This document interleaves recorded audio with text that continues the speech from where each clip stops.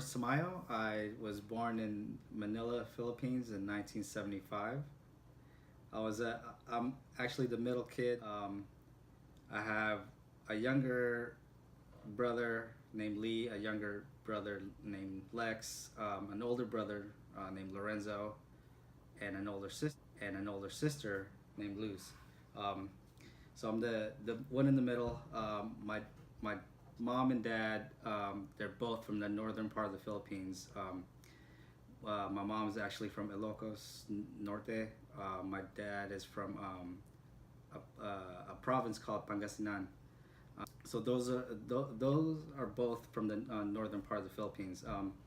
But where I actually lived in a place called Quezon City, which is pretty close to Manila. So it's more of a metropolitan area. There's tall buildings there and everything. It's not an urban area. So from what I remember, at least that's where I live. So I was there for 8 years before I moved here with my parents. So what happened was my dad got a work visa back in 1982. So he came up here through his job. So he was actually an accountant for a store, and they ended up expanding in the United States. So they had a few branches out in the Philippines, which my dad kind of managed and did all the accounting for. So he came up here in 1982. A year later, he petitioned for my mom to come up, and so that was in 1983. After that, a year after that, all the kids came up on a student visa. So we all came up here on a student visa, and that was in 1984. So it was a little different out in the Philippines when we were living there. From what I remember, it was all about family. Nothing to worry about. It was a lot of things that I remember was my cousins and a bunch of my friends where we lived at. They would always hang out at my house. But then again, I was 8 years old, younger than that, and a lot of my cousins were about the same age. But I remember like going down the street with no care in the world really, and our parents wouldn't be looking for us because the neighborhood was such a small neighborhood that everybody knew each other. So if some kid was needed to come home, they would just the parents would just ask like the neighbor, and then they would go and they would know where that kid's at because they would always be at somebody's house, which was usually my house. So that's at least what I remember. I remember my cousins living around the corner, not too far from us, which was maybe a block away. And they actually moved up here also maybe 10 years after we did. But now, their whole family's up here. So I have a lot of cousins that actually migrated up here. So the whole reason for the migration was, first off, it was a better life for everybody's kids. And there was more opportunities here to make money, to make a better living. But one of the main things was political. So around the time that we left the Philippines, there was a lot of conflict between two government parties. I forgot the person's name, but the last name was Aquino. He was actually running for president against President Marcos, who was a president for 20 years in the Philippines.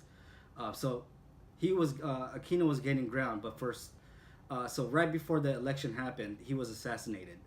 And from then on, there was almost a civil war going on, and it wasn't safe anywhere. So a lot of our families thought that maybe we should go somewhere else. Some went to our family actually went to China, to Japan, a little bit in Australia, and also Saudi Arabia. We have some family out there, and also France. So we have family everywhere just because of all this political movement that happened in the 80s. But we still have family that's left over in the Philippines. So that's what pushed a lot of us to move away. it was more economic, but also political.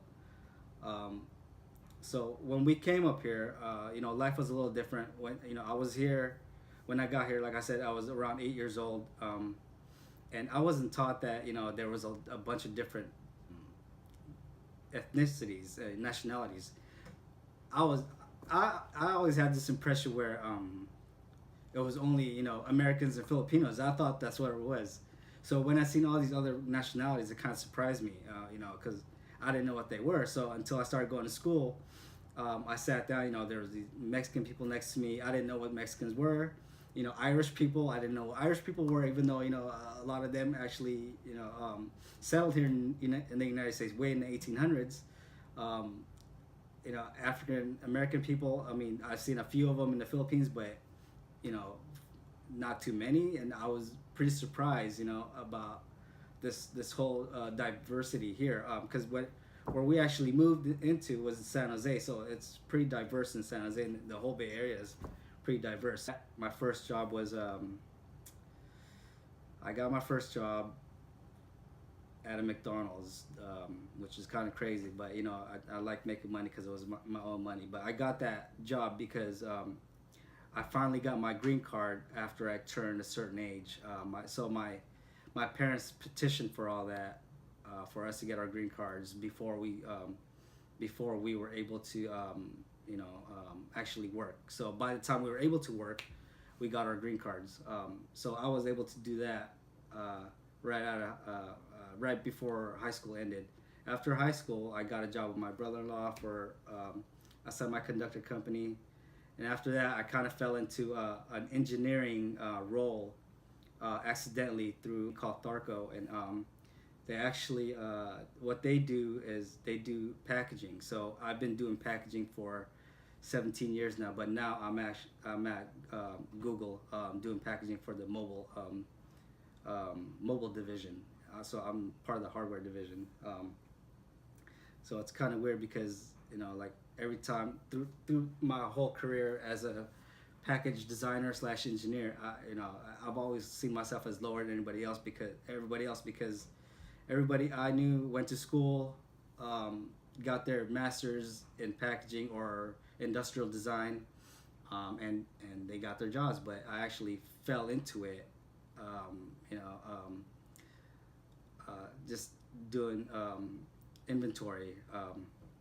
And that's what I got hired for actually at Tharco, and I fell into that. After it got slow, I asked my boss, what can I do, and we ended up doing. He ended up putting me in design, and I haven't stopped since. So I think that's all I have. I think I kind of babbled on for a long time. So